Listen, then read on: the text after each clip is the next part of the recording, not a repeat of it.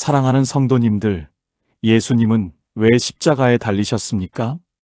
이 질문은 기독교 신앙의 가장 핵심적인 질문입니다. 십자가 없이는 기독교가 존재할 수 없습니다. 십자가 없이는 구원이 없습니다. 십자가 없이는 영생이 없습니다.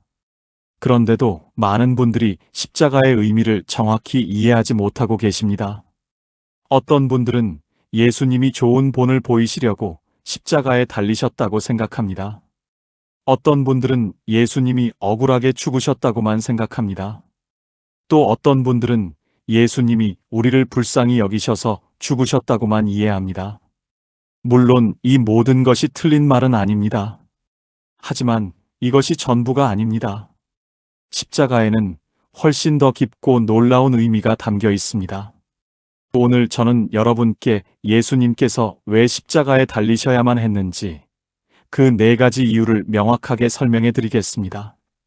이 시간이 끝날 때 여러분은 십자가를 완전히 새로운 눈으로 보게 되실 것입니다. 그리고 예수님의 사랑이 얼마나 크고 깊은지 깨닫게 되실 것입니다. 무엇보다 여러분 자신이 얼마나 귀한 존재인지 발견하시게 될 것입니다. 첫 번째로 예수님은 우리의 죄값을 대신 치르시기 위해 십자가에 달리셨습니다. 이것이 십자가의 가장 근본적인 이유입니다. 로마서 6장 23절은 말씀합니다. 죄의 삭은 사망이요 하나님의 은사는 그리스도 예수 우리 주 안에 있는 영생이니라. 죄의 삭이 사망이라는 것입니다. 여기서 사망은 단순히 육체적 죽음만을 의미하지 않습니다. 영적인 죽음, 하나님과 영원히 분리되는 것, 지옥에서의 영원한 형벌을 의미합니다. 모든 인간은 죄인입니다. 로마서 3장 23절은 말씀합니다. 모든 사람이 죄를 범하였음에 하나님의 영광에 이르지 못하더니 예외가 없습니다. 태어날 때부터 우리는 죄의 본성을 가지고 태어났습니다. 시편 51편 5절에서 다윗은 고백합니다. 내가 죄악 중에서 출생하였으며 어머니가 죄 중에서 나를 잉태하였나이다. 죄 가운데 태어났다는 것입니다. 이것을 원죄라고 부릅니다. 아담이 범죄했을 때 그 죄의 본성이 모든 인류에게 유전되었습니다. 그래서 아무도 가르쳐주지 않아도 우리는 거짓말을 하고 욕심을 부리고 미워하고 교만해집니다. 이것이 인간의 타락한 본성입니다. 그리고 우리는 실제로 죄를 짓습니다. 생각으로, 말로, 행동으로 매일 죄를 짓습니다. 거짓말, 도둑질, 음란, 분노, 시기, 질투, 교만, 탐욕. 하루에도 수없이 많은 죄를 짓습니다. 야고보서 2장 10절은 말씀합니다. 누구든지 온 율법을 지키다가 그 하나를 범하면 모두 범한 자가 되나니 한 가지 죄만 지어도 모든 율법을 범한 것과 같다는 것입니다. 완벽하게 거룩하신 하나님 앞에서는 작은 죄도 큰 죄도 없습니다. 모든 죄는 하나님을 거역하는 것이고 하나님의 영광을 훼손하는 것입니다. 그리고 모든 죄에는 형벌이 따릅니다. 하나님은 공의로우신 재판관이십니다. 죄를 그냥 넘어가실 수 없습니다. 만약 하나님께서 죄를 심판하지 않으신다면 하나님은 공의롭지 못한 분이 되십니다. 악한 재판관이 범죄자를 그냥 풀어주면 정의가 무너지는 것처럼 하나님께서 죄인을 그냥 용서하시면 우주의 질서가 무너집니다. 그래서 하나님의 공의는 죄에 대한 형벌을 요구합니다. 그 형벌이 바로 죽음입니다. 영원한 죽음, 영원한 멸망, 영원한 지옥입니다. 이것이 우리가 받아야 할 형벌입니다. 그런데 여기에 놀라운 일이 일어났습니다. 예수님께서 우리 대신 그 형벌을 받으신 것입니다. 이사야 53장 5절은 예수님에 대해 이렇게 예언했습니다. 그가 찔림은 우리의 허물 때문이요 그가 상함은 우리의 죄악 때문이라. 그가 징계를 받음으로 우리는 평화를 누리고 그가 채찍에 맞음으로 우리는 나음을 받았도다. 그가 찔린 것은 우리의 허물 때문이라는 것입니다. 그가 상한 것은 우리의 죄악 때문이라는 것입니다. 예수님은 아무 죄도 없으신 분이셨습니다. 히브리서 4장 15절은 말씀합니다. 우리에게 있는 대제사장은 우리의 연약함을 동정하지 못하실 이가 아니요 모든 일에 우리와 똑같이 시험을 받으신 이로되 죄는 없으시니라. 죄가 없으신 분이라는 것입니다. 베드로전서 2장 22절 또 말씀합니다. 그는 죄를 범하지 아니하시고 그 입에 거짓도 없으시며 예수님은 생각으로도 말로도 행동으로도 단 한 번도 죄를 짓지 않으셨습니다. 완벽하게 거룩하신 분이셨습니다. 그런 분이 왜 십자가에서 죽으셔야 했습니까? 우리의 죄를 대신 지시기 위해서입니다. 고린도후서 5장 21절은 말씀합니다. 하나님이 죄를 알지도 못하신 이를 우리를 대신하여 죄로 삼으신 것은 우리로 하여금 그 안에서 하나님의 의가 되게 하려 하심이라. 죄를 알지도 못하신 예수님을 우리를 대신하여 죄로 삼으셨다는 것입니다. 이것을 대속이라고 부릅니다. 대신 속죄한다는 뜻입니다. 예수님께서 십자가에 달리셨을 때 우리의 모든 죄가 예수님께 전가되었습니다. 과거의 죄, 현재의 죄, 미래의 죄, 모든 죄가 예수님께 옮겨졌습니다. 그리고 예수님께서 그 죄의 형벌을 받으신 것입니다. 십자가에서 예수님께서 겪으신 고통은 말로 표현할 수 없습니다. 로마 군인들에게 채찍질을 당하셨습니다. 로마의 채찍은 가죽끈에 뼈조각과 쇠조각이 박혀 있어서 한 번 맞을 때마다 살이 찢어지고 뼈가 드러났습니다. 가시 면류관을 쓰셨습니다. 예루살렘에 가시는 길이가 5cm가 넘는 것도 있어서 머리에 깊이 박혔습니다. 십자가를 지고 골고다 언덕까지 걸어가셨습니다. 그 무게가 수십 킬로그램이나 되었고 이미 채찍질로 만신창이가 된 몸으로 그것을 지고 가셨습니다. 손과 발에 못이 박혔습니다. 로마의 못은 두껍고 길어서 뼈와 신경을 관통했습니다. 그 고통은 상상할 수 없을 정도였습니다. 십자가에 매달려 계셨습니다. 호흡하려면 온몸에 무게를 못 박힌 발에 실어야 했고 그때마다 극심한 고통이 온몸을 찢었습니다. 하지만 이 육체적 고통보다 더 큰 고통이 있었습니다. 영적인 고통입니다. 예수님께서는 십자가에서 하나님으로부터 버림받으셨습니다. 마태복음 27장 46절입니다. 제9시쯤에 예수께서 크게 소리질러 이르시되 엘리 엘리 라마 사박다니 하시니 이는 곧 나의 하나님 어찌하여 나를 버리셨나이까 하는 뜻이라. 나의 하나님 어찌하여 나를 버리셨나이까. 이것이 예수님께서 십자가에서 하신 가장 고통스러운 외침이었습니다. 영원 전부터 성부 하나님과 완벽한 교제를 나누시던 예수님께서 그 순간 하나님으로부터 버림받으신 것입니다. 왜 그랬습니까? 예수님께서 우리의 죄를 지셨기 때문입니다. 거룩하신 하나님은 죄를 보실 수 없으십니다. 하박국 1장 13절은 말씀합니다. 주께서는 눈이 정결하심으로 악을 참아 보지 못하시며 패역을 참아 보지 못하시거늘. 하나님은 죄를 보실 수 없으십니다. 그래서 우리의 죄를 지신 예수님을 하나님께서 버리셨던 것입니다. 이것이 예수님께서 겪으신 가장 큰 고통이었습니다. 그렇게 예수님께서는 우리가 받아야 할 모든 형벌을 대신 받으시고 돌아가셨습니다. 요한복음 19장 30절입니다. 예수께서 신 포도주를 받으신 후에 이르시되 다 이루었다 하시고 머리를 숙이니 영혼이 떠나가시니라. 다 이루었다는 말씀입니다. 무엇을 다 이루셨습니까? 우리의 구원을 다 이루신 것입니다. 우리의 모든 죄값을 다 치르신 것입니다. 더 이상 우리가 지불해야 할 것이 없습니다. 예수님께서 다 지불하셨습니다. 이제 우리는 예수님을 믿기만 하면 구원받습니다. 로마서 10장 9절입니다.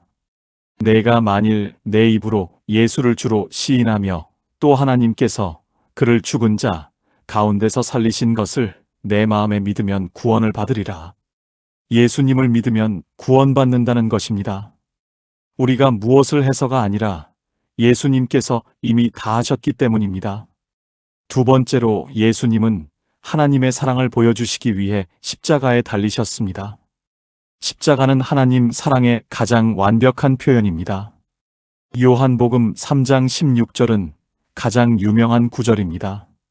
하나님이 세상을 이처럼 사랑하사 독생자를 주셨으니 이는 그를 믿는 자마다 멸망하지 않고 영생을 얻게 하려 하심이라.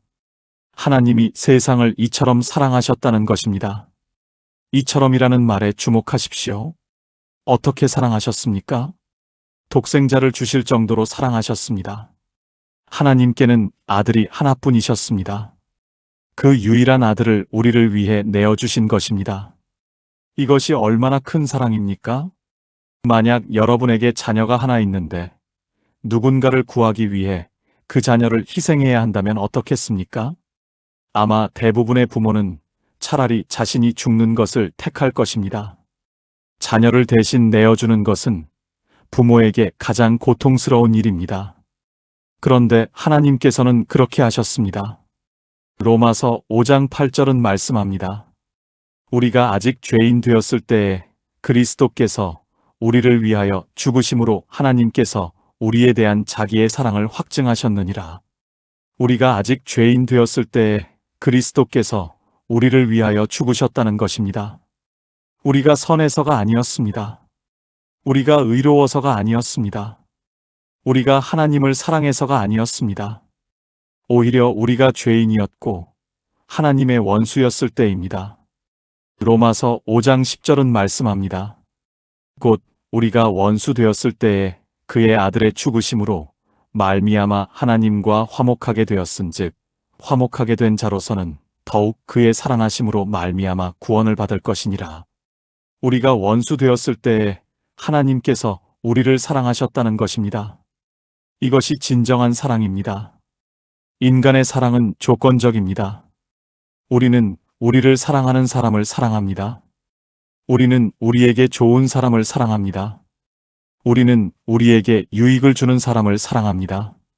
하지만 하나님의 사랑은 무조건적입니다. 우리가 하나님을 미워할 때도 하나님은 우리를 사랑하셨습니다. 우리가 하나님을 거역할 때도 하나님은 우리를 사랑하셨습니다. 우리가 하나님께 아무것도 드릴 것이 없을 때도 하나님은 우리를 사랑하셨습니다. 요한일서 4장 10절은 말씀합니다. 사랑은 여기 있으니 우리가 하나님을 사랑한 것이 아니요 하나님이 우리를 사랑하사 우리 죄를 속하기 위하여 화목 제물로 그 아들을 보내셨음이라.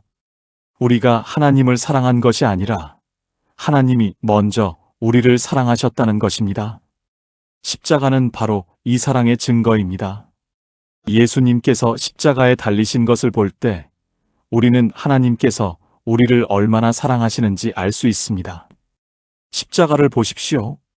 그것이 바로 여러분을 향한 하나님의 사랑입니다. 예수님께서 흘리신 피 한 방울 한 방울이 여러분을 향한 사랑의 표현입니다. 예수님께서 당하신 고통 하나하나가 여러분을 향한 사랑의 증거입니다. 그래서 찬송가 가사는 이렇게 노래합니다. 십자가 그 사랑 측량할 길 없네. 정말 그렇습니다. 십자가의 사랑은 측량할 수 없습니다. 에베소서 3장 18절에서 19절은 말씀합니다. 능히 모든 성도와 함께 지식에 넘치는 그리스도의 사랑을 알고 그 너비와 길이와 높이와 깊이가 어떠함을 깨달아 그리스도의 사랑의 너비와 길이와 높이와 깊이를 깨닫기를 원한다는 것입니다. 십자가의 사랑은 너무 넓어서 끝이 없고 너무 길어서 한계가 없고 너무 높아서 닿을 수 없고 너무 깊어서 바닥이 없습니다. 여러분, 이 사랑을 받으십시오. 여러분이 아무리 죄가 많아도, 아무리 실패했어도, 아무리 부족해도 하나님은 여러분을 사랑하십니다. 십자가가 그 증거입니다. 세 번째로 예수님은 사탄과 죄와 사망의 권세를 깨뜨리시기 위해 십자가에 달리셨습니다. 십자가는 영적 전쟁의 결정적인 승리였습니다. 골로새서 2장 14절에서 15절은 말씀합니다. 우리를 거스르고 불리하게 하는 법조문으로 쓴 증서를 지우시고 제하여 버리사 십자가에 못 박으시고 통치자들과 권세들을 무력화하여 드러내어 구경거리로 삼으시고 십자가로 그들을 이기셨느니라. 십자가로 통치자들과 권세들을 이기셨다는 것입니다. 여기서 통치자들과 권세들은 사탄과 악한 영들을 가리킵니다. 사탄은 인간을 죄 가운데 가두어두는 권세를 가지고 있었습니다. 히브리서 2장 14절에서 15절은 말씀합니다. 자녀들은 혈과 육에 속하였음에 그도 또한 같은 모양으로 혈과 육을 함께 지니심은 죽음을 통하여 죽음의 세력을 잡은 자, 곧 마귀를 멸하시며 또 죽기를 무서워하므로 한평생 매여 종노릇하는 모든 자들을 놓아주려 하심이니, 마귀가 죽음의 세력을 잡고 있었다는 것입니다. 그리고 사람들이 죽음을 두려워하므로 한평생 종노릇했다는 것입니다. 사탄은 죄와 죽음으로 인간을 지배했습니다. 모든 인간은 죄인이므로 사망의 형벌 아래 있었고, 사탄이 그것을 이용해서 인간을 괴롭혔습니다. 너는 죄인이니까 지옥에 갈 것이다. 너는 악한 사람이니까 하나님이 너를 사랑하지 않으신다. 너는 희망이 없다. 이렇게 사탄은 끊임없이 인간을 정죄하고 고발했습니다. 요한계시록 12장 10절은 사탄을 우리 형제들을 참소하던 자라고 부릅니다. 밤낮 하나님 앞에서 우리를 고발하는 자가 사탄입니다. 하지만 예수님께서 십자가에서 우리의 모든 죄값을 치르심으로 사탄의 고발권이 무효화되었습니다. 로마서 8장 33절에서 34절은 말씀합니다. 누가 능히 하나님께서 택하신 자들을 고발하리요. 의롭다 하신 이는 하나님이시니 누가 정죄하리요. 죽으실 뿐 아니라 다시 살아나신 이는 그리스도 예수시니 그는 하나님 우편에 계신 자요. 우리를 위하여 간구하시는 자신이라. 누가 우리를 정죄하겠느냐는 것입니다. 예수님께서 이미 우리를 의롭다고 하셨는데 누가 감히 우리를 정죄할 수 있겠습니까? 사탄이 아무리 고발해도 소용없습니다. 예수님께서 이미 모든 죄값을 치르셨기 때문입니다. 그리고 예수님께서는 죽음의 권세도 깨뜨리셨습니다. 예수님께서 십자가에서 죽으셨을 때 사탄은 승리했다고 생각했습니다. 하지만 예수님께서 사흘 만에 부활하셨습니다. 고린도전서 15장 55절에서 57절은 선포합니다. 사망아 내 승리가 어디 있느냐, 사망아 내 쏘는 것이 어디 있느냐, 사망이 쏘는 것은 죄요 죄의 권능은 율법이라. 우리 주 예수 그리스도로 말미암아 우리에게 승리를 주시는 하나님께 감사하노니. 사망아 내 승리가 어디 있느냐는 것입니다. 예수님께서 부활하심으로 사망이 패배했습니다. 이제 죽음은 더 이상 끝이 아닙니다.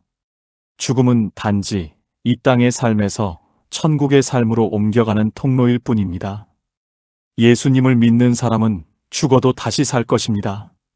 요한복음 11장 25절에서 26절에서 예수님은 말씀하셨습니다. 예수께서 이르시되 나는 부활이요 생명이니 나를 믿는 자는 죽어도 살겠고 무릇 살아서 나를 믿는 자는 영원히 죽지 아니하리니 이것을 내가 믿느냐? 믿는 자는 죽어도 산다는 것입니다. 이것이 십자가와 부활의 능력입니다. 사탄과 죄와 사망의 권세가 완전히 깨어졌습니다. 네 번째로 예수님은 우리에게 영생을 주시기 위해 십자가에 달리셨습니다. 십자가의 궁극적인 목적은 우리가 영원히 하나님과 함께 살도록 하는 것입니다. 요한복음 3장 16절을 다시 보십시오. 하나님이 세상을 이처럼 사랑하사 독생자를 주셨으니 이는 그를 믿는 자마다 멸망하지 않고 영생을 얻게 하려 하심이라. 영생을 얻게 하려 하심이라는 것입니다. 영생은 단순히 오래 사는 것이 아닙니다. 영생은 하나님과 함께 영원히 사는 것입니다. 요한복음 17장 3절에서 예수님은 이렇게 정의하셨습니다. 영생은 곧 유일하신 참 하나님과 그가 보내신 자 예수 그리스도를 아는 것이니이다. 영생은 하나님을 아는 것이라는 것입니다. 친밀하게 교제하고 깊이 경험하고 온전히 누리는 것입니다. 아담과 하와가 에덴 동산에서 하나님과 함께 교제했던 그 관계가 회복되는 것입니다. 아니, 그것보다 훨씬 더 깊고 친밀한 관계입니다. 십자가를 통해 우리는 하나님의 자녀가 되었습니다. 요한복음 1장 12절입니다. 영접하는 자, 곧 그 이름을 믿는 자들에게는 하나님의 자녀가 되는 권세를 주셨으니 하나님의 자녀가 되는 권세를 주셨다는 것입니다. 우리는 이제 하나님을 아버지라고 부를 수 있습니다. 로마서 8장 15절에서 16절은 말씀합니다. 너희는 다시 무서워하는 종의 영을 받지 아니하고 양자의 영을 받았으므로 우리가 아빠 아버지라고 부르짖느니라. 성령이 친히 우리의 영과 더불어 우리가 하나님의 자녀인 것을 증언하시나니 아빠 아버지라고 부를 수 있다는 것입니다. 이것이 얼마나 놀라운 특권입니까? 창조주 하나님을 아빠라고 부를 수 있다는 것입니다. 그리고 우리는 천국에서 영원히 하나님과 함께 살게 될 것입니다. 요한계시록 21장 3절에서 4절은 천국을 이렇게 묘사합니다.